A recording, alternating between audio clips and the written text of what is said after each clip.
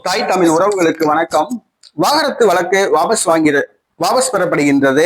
இணைந்து வாழ முடிவு என்ற தலைப்பில் இந்த காணொளியை காண்கிறோம். விவாகரத்து வழக்கு வாபஸ் பெறப்படுகின்றது. இணைந்து வாழ முடிவு என்ற தலைப்பில் இந்த காணொளியை காண்கிறோம். நடிகர் விஜய் இவர் கனடாவை சார்ந்த சங்கீதாவை காதல் திருமணம் செய்தார். அவர் விஜய் அவர்களுடைய ரசிகை என்பது குறிப்பிடத்தக்கது.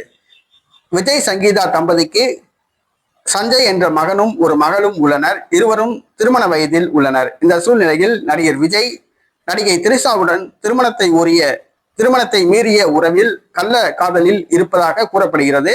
நடிகர் விஜயும் திரிஷாவும் ஒரு திருமணத்துக்கு இணைந்து வந்து இதனை உறுதி செய்துள்ளனர். இந்த சூழ்நிலையில் நடிகர் விஜய் தமிழக வெற்றி கழகத்தை ஆரம்பித்து தேர்தல் களத்தில் முதலமைச்சர் பதவியை பிடிக்க முயற்சி செய்து வருகிறார். பிரச்சாரத்தில் உள்ளார். அவருடைய மனைவி சங்கீதா விவாகரத்து கேட்டு செங்கல்பட்டு நீதிமன்றத்தில் மனு தாக்கல் செய்துள்ளார்.